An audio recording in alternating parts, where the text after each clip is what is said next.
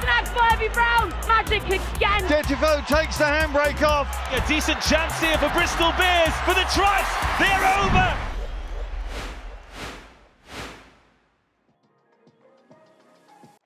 Hello and welcome to the final episode of All In this season, and we're building up to that all-important Allianz Premier 15s final. Joining me, Gloucester Hartbury and England scrum half Mo Hunt and former England and London Irish winger Topsy Ojo. They'll be drawing on their vast experience to summarise the last 8 months or so, and of course look ahead to that final between Saracens and Exeter Chiefs. I think it's fair to say this has been the best Premier 15 season we've seen so far. What are your thoughts on it, guys? Yeah, 100%. For me, it's surpassed all expectations. I think the intensity, the physicality that the girls are putting in, week out, is just amazing. Like, personally playing in it, it's brutal, and it just keeps getting better and better every time we're out there.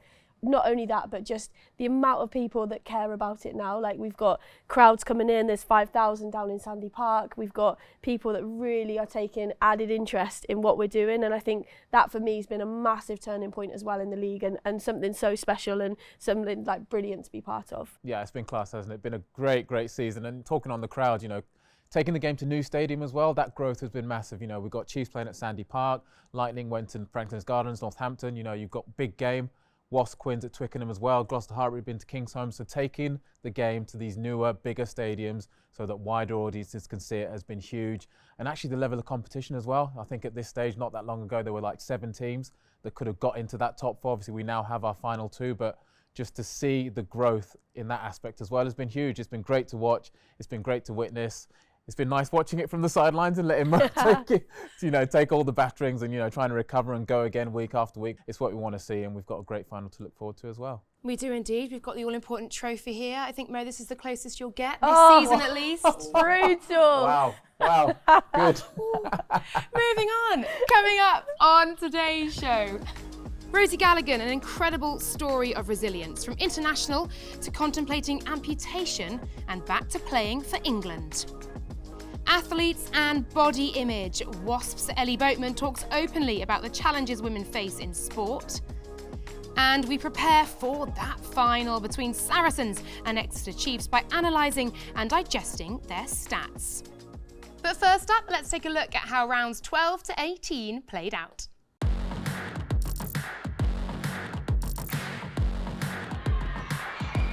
Courtney Keat. Little chip over the top. It's a great chip as well. Keat gathers her own. Oh, this could be fantastic from Courtney Keat. She checks inside when all she had to do was keep the pedal to the metal, and Jenny Hesketh puts the icing on the cake. Oh, what a take that is.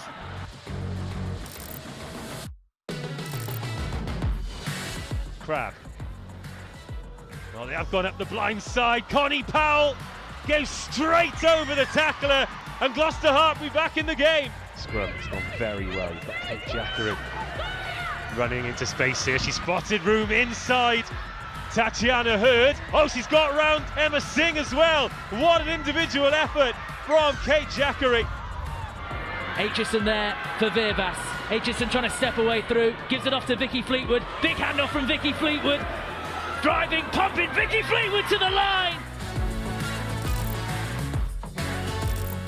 It's a direct line from Cabella. Cabella stays on her feet. Cynthia Cabella is in the booth. She has got the try.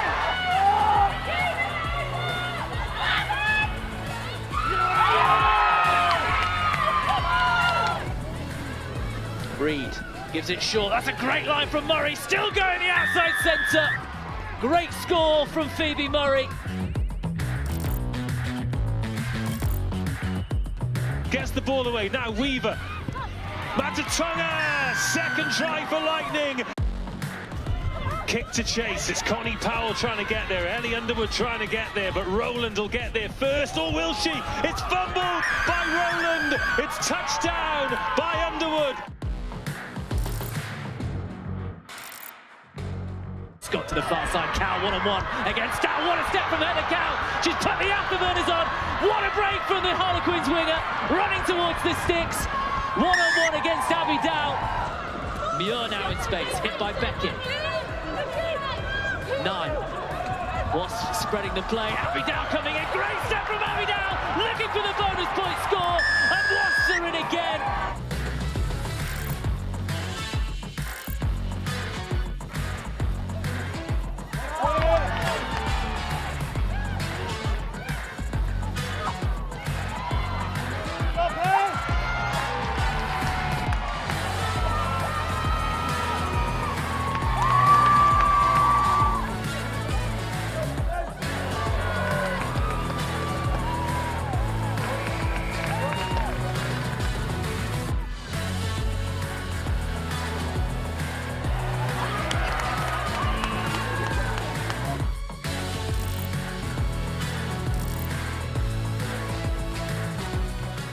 But that is a nice ball out to the left side, and look at the run here from Detivo.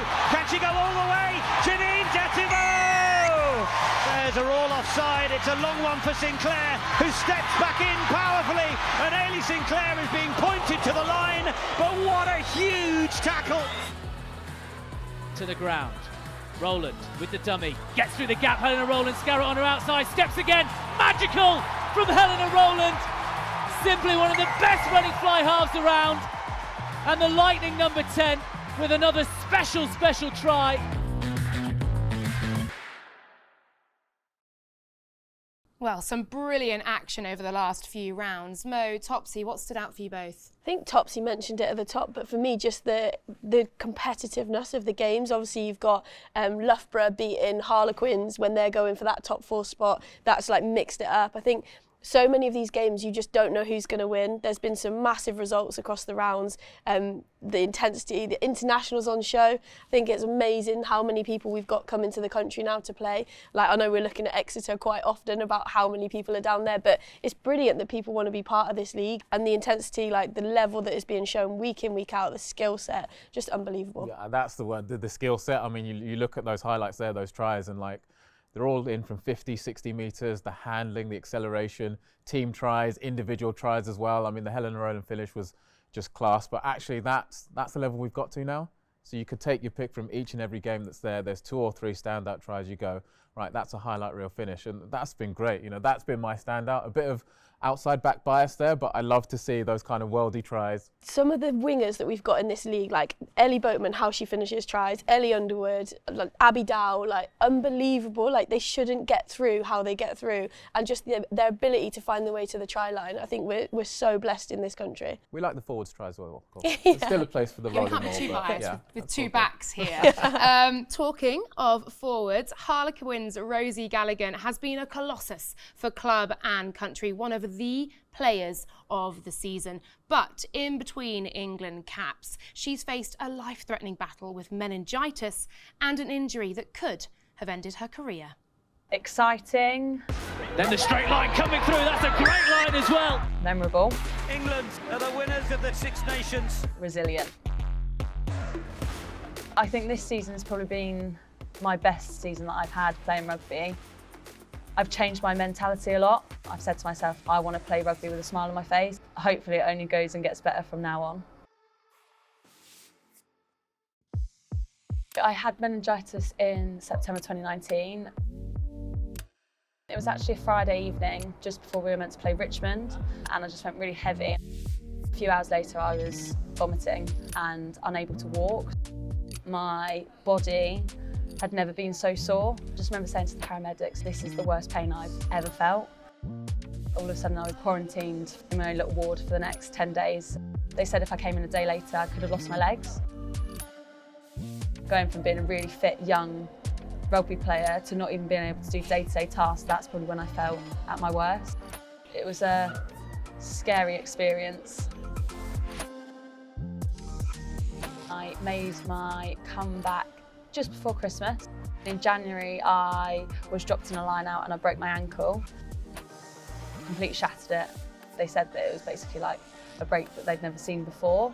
A lot of people said that I'd never play rugby again. And that was kind of the moment of realisation where I probably wasn't fully healthy. Like, I was match fit, I could play a game of rugby, but was I actually recovering? That was a crazy journey because it was all through COVID. All of my rehab was done by myself in the garden. The biggest day I probably remember is having a tree trunk log and having to jump off that. And it probably took me about half an hour just to do a little jump. That for me was like a big achievement. I had my mum and dad like cheering me on in the garden. I'm so grateful for what they did and for what Saracens did to help me get back on the pitch. It was never in my mind to give up. I don't think that's in me to just give up. That's where I then realised, okay, I think I need a bit of a change for myself, and started having a conversation with Gerard at Harlequins. S&C was a massive thing for me. Just being able to have a really open relationship with American Sam, who have transformed me into an athlete rather than just someone that can play rugby. I think that's what I love about Harlequins so much, is that everyone in the club wants you to be as good a player as you are as a person. It's not just about developing as a rugby player. I need to actually work for this and get back to being better than I was before. There was part of me that went silent about playing for England for a while. I didn't know if it was in reach. The only way you get opportunities is by working hard. Going into England camp, I have nothing to lose, so I just wanted to go out there and prove both to myself and to everyone else how far I've come. Being involved in a whole Six Nations campaign, I wouldn't have expected that whatsoever. I don't think anybody expected it whatsoever. I know that I've still got a lot to learn. I know that I've still got a lot of growth. I still know that there's a lot of incredible players in front of me. I now look to the future of like 2025 World Cup and think I want to make my mark on that World Cup. So there's been a lot of change, but it's only been change that's made me a better person, both on and off the pitch. So I'm very happy where I am 4 years later. Yeah, it feels good. Well, what a character and what a story. Mo, you play against Rosie at club level, with her for England as well. What are your thoughts on her as a player and as a person? Yeah, I think I'd massively echo what she said in the VT. Like, this is definitely her best season for me. I think she's really come into her own. You can see that she's really enjoying it. Down at club, she was enjoying it in England camp as well. And to anybody that plays with a smile on their face, I think everyone plays your best rugby. Like, you bring out a different side to you when you just relax and enjoying it. And you can see that with how she's gone this season. So it's brilliant to hear. I think I love the fact that we showcase stories like this, because I didn't know that. Like, I didn't know that till I was in camp with her. And I think for the wider world as well, it's just amazing what she's gone through and to be able to do that. Absolutely. And Topsy, resilience almost seems an understatement, doesn't it, when you listen to her story? Just how resilient must she have been? Hugely. And I think it's maybe something that gets, like you said, overlooked, maybe underestimated, because you almost think of it as a given in professional sport, but actually I guess we're accustomed to injury in sport, but when it's something more life-threatening, where you have to really reassess, you know, what's important to you, what you want to achieve. And I think for Rosie to say, right, you know, I want this, I'm going to fight to get back, to get injured again, and then to come back again, like that is kind of the definition of resilience. And to now be at what the level she's at, performing week in, week out, changed environment, knew she needed a fresh start, but to go out and get that and now to be flourishing for club and country is huge. And you know, I think there's a story in that, not just in sport, in rugby, but life as well. You know, I think it's never ever easy, but actually you work, you get your rewards, and you get to enjoy what you do. And as Mo said, having that smile on your face, knowing that you've achieved it and you're doing it, and there's still so much more to come. You know, I know she said this World Cup might be too soon, but the next one, 2025 in England, could be a huge carrot. So why wouldn't you go after that? So no, credit to her, fantastic. Absolutely, and as Mo said, it's great to see these stories being showcased and taking us behind the scenes of the women's scene. No doubt we'll see much more of Rosie in years to come. Now, Wasps' Ellie Boatman has had quite the season as well, the second highest try scorer in the AP 15s, and an England Sevens debut to boot as well. But off the pitch, she's been challenging the perception of female athletes' body image. I started playing rugby at Camberley Rugby Club. I didn't really notice that I was one of the only girls. When you're really young, the boys don't really care, so I just sort of got stuck in and didn't really think anything of it. It wasn't until I got a little bit older, probably more like 10, 11, that I noticed comments about being a girl. It wasn't just the kids, sometimes it'd be the parents. As a young female, growing up in your teenage years, you're just surrounded by diets and fat loss and everything, and it's so easy to get consumed into that. I just thought my own image was being this really fit, lean girl, and that kind of became my identity, and it can become really obsessive. When it was at its worst, I probably thought about my body every single day. I would obsessively track calories, obsessively look in the mirror, scale weight. Like, it wasn't a healthy way of living and it wasn't a happy way of living. A lot of the people around you don't care about how much you weigh, they just want you to be happy, and it took me a while to realise that. Body image is a huge issue. When you look at social media and comments and things, a lot of people will comment on how a woman looks. I think it's a really taboo subject, to be honest, which is why I'm trying to be more open about it nowadays. I decided to speak out on social media about my own personal struggles with body image, just from my own conversations that I had with friends in and outside of sport, and actually how common it is.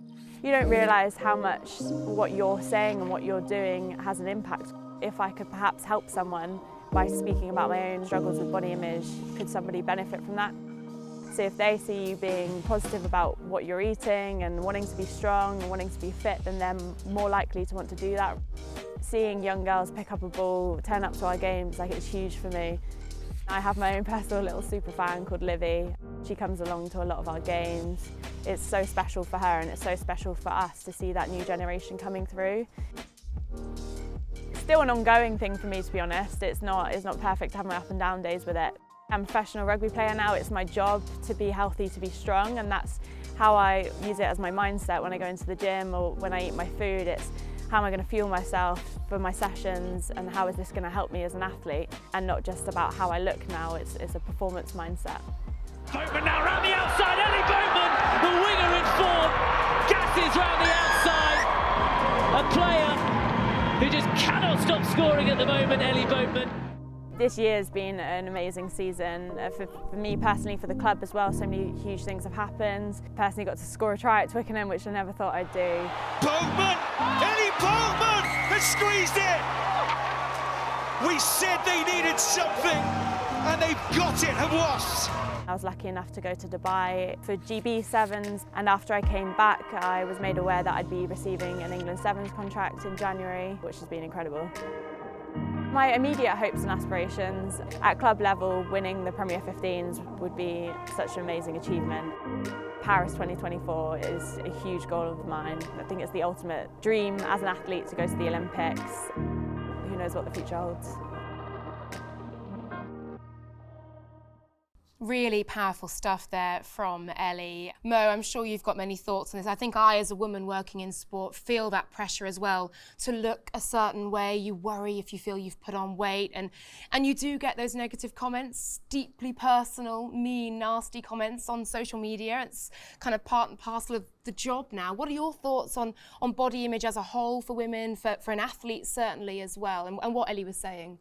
I think, like, first of all, it shouldn't be part and parcel of a job, like, just to knock that out there. It really shouldn't be. Like, I think a lot of the time social media makes it very easy for people to comment on things that quite often they don't know a lot about, they know very little about, and it's amazing that we're talking about it more. I think body positivity, you don't really get it as much in rugby because I think it literally is a sport for all shapes and sizes, but alongside that, you have like some of the girls who have put on weight because they need to for their performance element. They then struggle when they go into like normal clothes after and stuff like that. So you do get both sides of it. I think it's so important that we have discussions like this, that we talk about it, that we open up those paths, and that people feel like they can open up about it. And people putting comments on social media, you'll probably get hundreds of really nice stuff, and you'll get that one comment, and that's the thing that will knock you. So just do your best to not let it, to just read all of the good stuff, and anyone writing bad stuff, just stop. Like, at the end of the day, just stop it. That's it. Social media can be such a negative place, but also such a positive place. And Ellie certainly has spoken out on social media and really started to create that conversation. Topsy, for you, what can be done to tackle this kind of prejudice? I'd say the first thing is just listening and learning. Like, even me just sat here listening to you guys talk about it, you know, stuff that I don't have to go through as a man, you know, it's shocking, you know, and like you said, those comments shouldn't be part of commonplace. It shouldn't be part of sport, shouldn't be part of society, but maybe social media is just giving people that power. It's ignorant, it's ill-informed, but that feeling that, oh, you know, I can throw a comment out and why not? Because I can hide behind this cloak of invisibility. But I think kind of how we fight that, how we tackle that is speaking about it as we are. I think also championing kind of positive body images as well, and celebrating the fact that, especially within rugby, shape for all, different shapes, different sizes. We need to be big, we need to be strong, we need to be fast, quick, agile. And with that comes training. it comes getting your body in tune to a certain shape so that you can do the job at hand. And I think the more we can celebrate that, the more we can talk about it openly, as Ellie has done, as others have done, you kind of encourage others to say that, right, okay, I'm all right as I am. I'm good, I'm better than good, and I'm going to keep going down this path because it makes me happy, and get to a point whereby that one negative comment doesn't outweigh the thousands and thousands. So I think the more we can rally around each other, celebrate each other, pick each other up, support each other, I think that's the way we kind of nullify any kind of prejudice. Very inspiring words, Topsy, and I think it's worth remembering sport is about what you are capable of and what your body can do, and not necessarily what it looks like. Still work to be done, but great to see players like Ellie stepping up and tackling the issue head on. Looking ahead, there will be a new Allianz Premier 15s champion crowned. Let's take a look at how the semi-finals played out.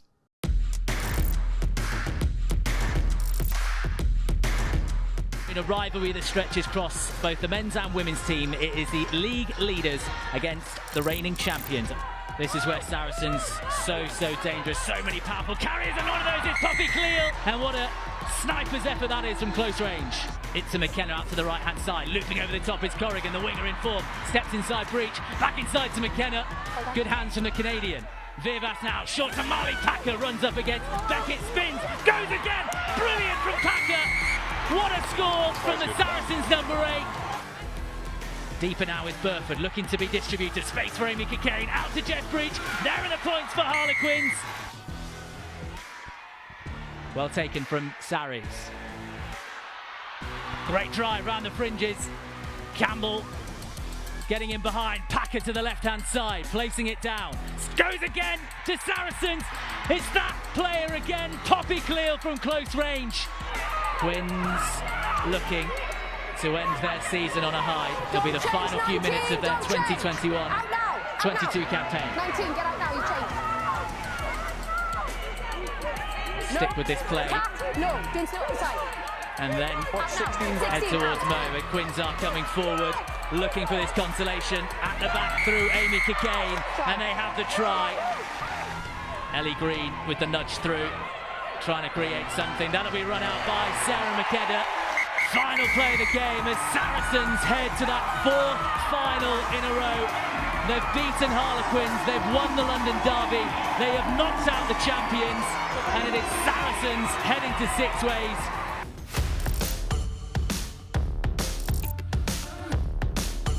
"80 minutes standing between these two sides, and the next chapter in their stories, a first-time place in an Allianz Premier 15s final. But Bristol seeming a little short of numbers there. Now! Close quarters again from the Bears, and they're over. Hope Rogers, I think. Exeter Chiefs. Mo! 1 try on the board. They've got the best attack in the league. Penalty advantage, white 6, side entry. It's already a penalty advantage being played against Simi Pam. Exeter Chiefs aren't going to hang around too long. Driving this upfield.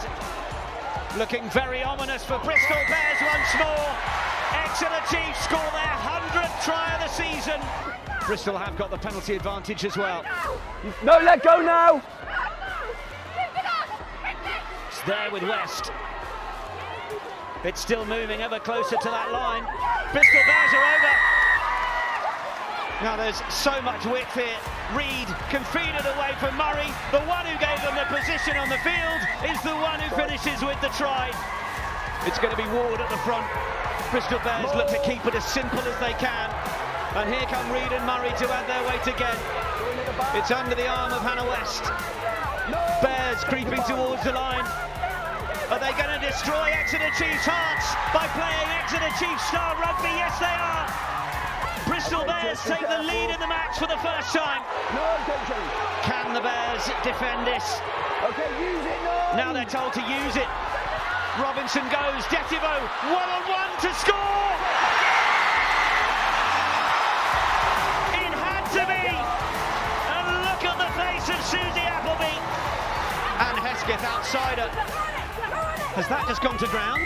Indeed it has! Exeter Chiefs are in the Allianz Premier 15s final. What a semi-final we've been treated to. And now a chance to go toe-to-toe with Saracens in the final.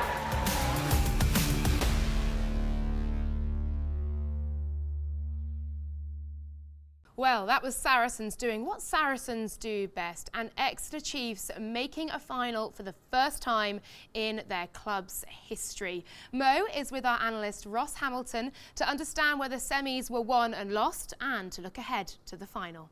Well, we analysed the semi-finals and are taking a look ahead to the finals. Mo, the two best teams in the competition for you this season? For me, I think so. You look at points for both at the top of their game. They've both won the most amount of games this season. So yeah, probably the right two people are there. Absolutely, yes. Well, we start with Saracens and having a look at how they got themselves to the final. Now, Saracens are very happy to play without the ball. They actually only had 35% possession. And what I wanted to show is what that means in terms of possession time. Less than 11 minutes ball in hand Saracens had in the game, and yet they scored 30 points. Mo, so would they have trained for that with that little possession time? Yeah, I think so. Potentially don't realise how little that time is. I think that they'll be quite shocked to see that stat as well. But as you can see, they kick the most in the league. So a lot of their possession comes from just trying to play in the right areas. So they put boot to ball, they go nice and long, and they get after it with their kick chase. So Lottie Clapp for me was exceptional in that semi-final, just how she closed down space, chopped them down, and then they managed to regain the ball. So they're always looking to play in the 22. When they get there, they're so dangerous. Great, absolutely. And then when they do get the ball, they are very deadly with it. And we move on to some of their attack stats. So you mentioned this, we were talking about how physical the game has become here. And Saracens here in the game, 75% gain line success, 47% collision dominance. Now, just to mention what that means as well is that is an over the gain line carry, not just something that gets stopped before.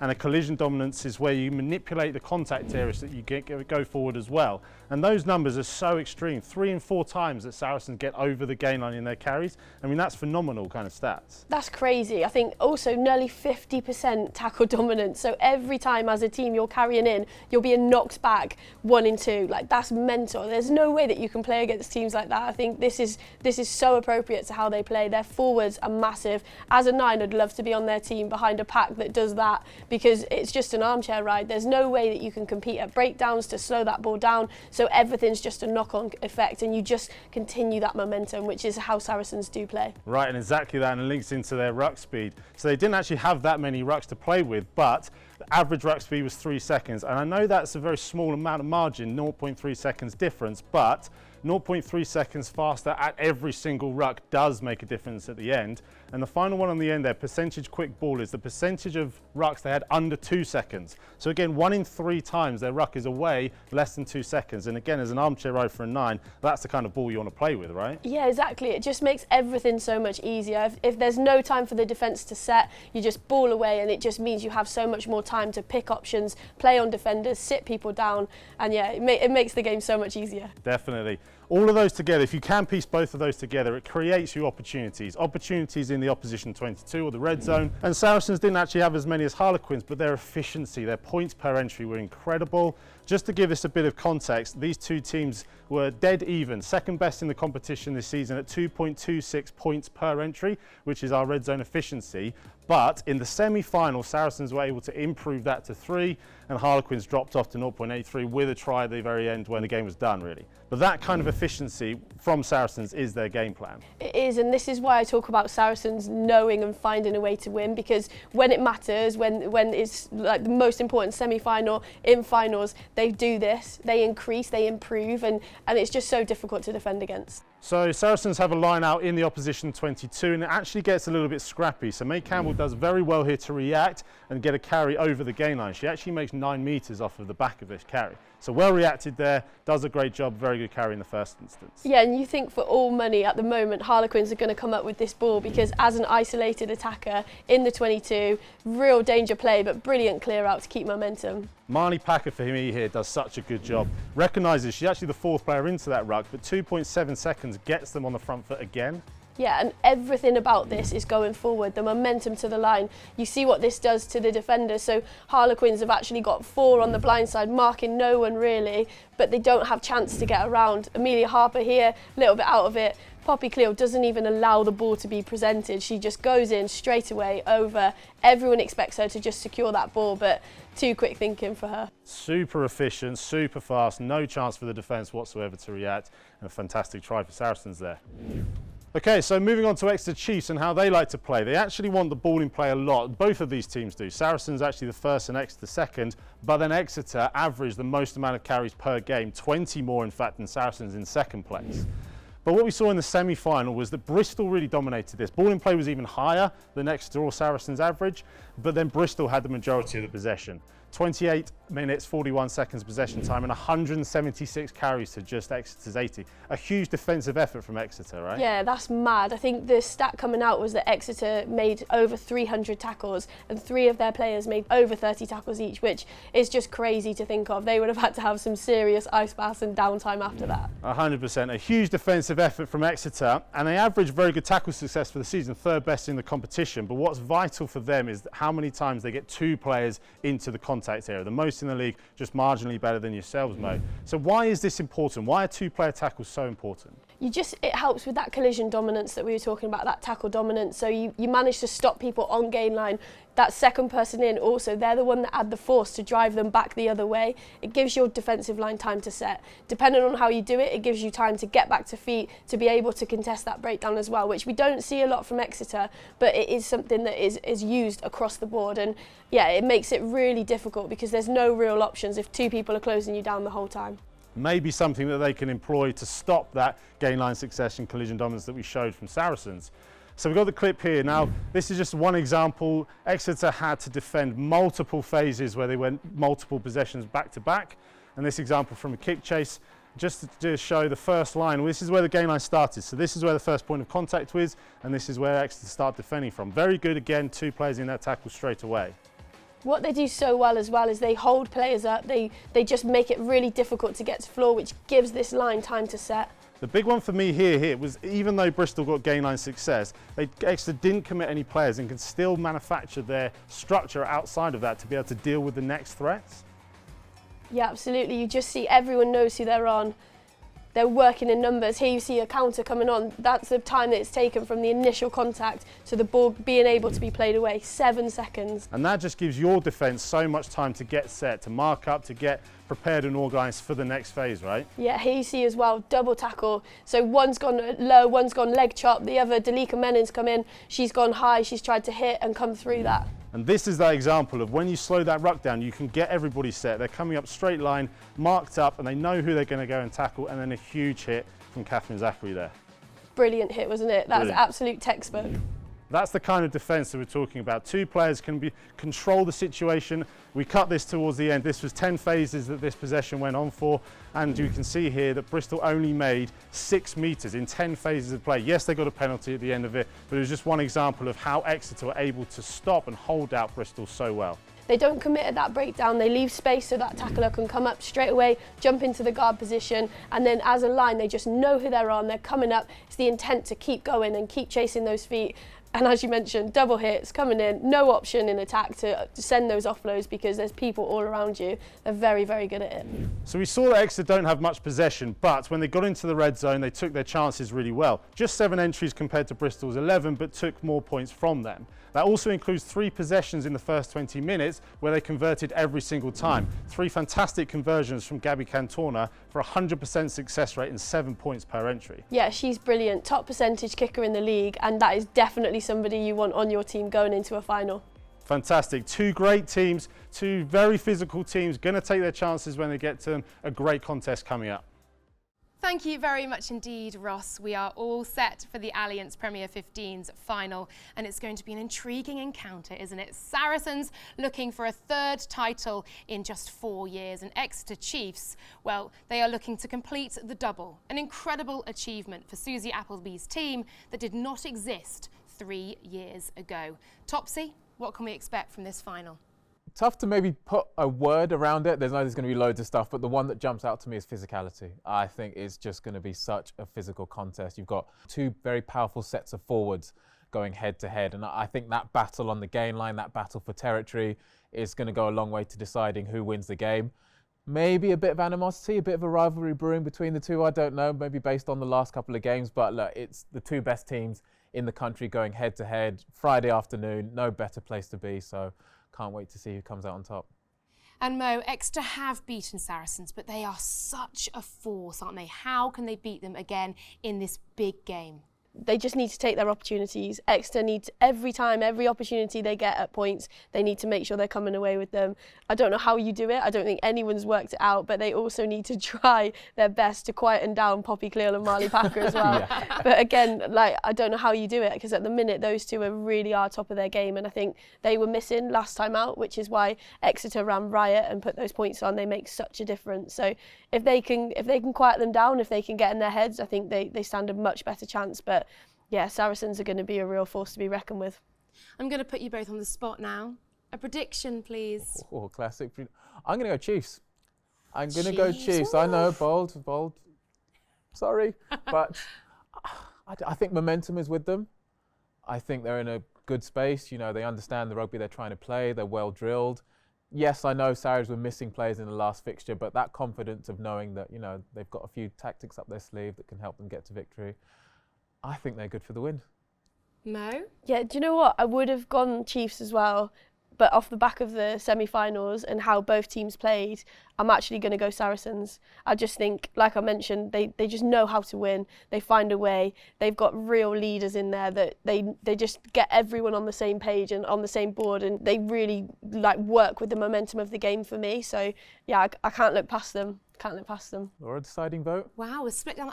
We've just run out of time. Well, it's got the makings of a classic, hasn't it? And over the long bank holiday weekend as well, I'm going to go Chiefs, I reckon. I'm saying Chiefs, but there we go. Yes, it's going to be a brilliant final. That's it for this final episode this season of All In. Thank you, Mo. Thank you, Topsy, for your world-class analysis and insight. Thanks to Ross Hamilton as well. This is going to be some final, isn't it? And you can watch on BBC Sport, BT Sport, and it's streamed free and worldwide on the Premier 15's website as well. Kickoff is at 3 p.m. at Sixways in Worcester, and stay up to date with all things AP 15s on social media as well. Thank you for watching. Enjoy the final, and we'll see you soon.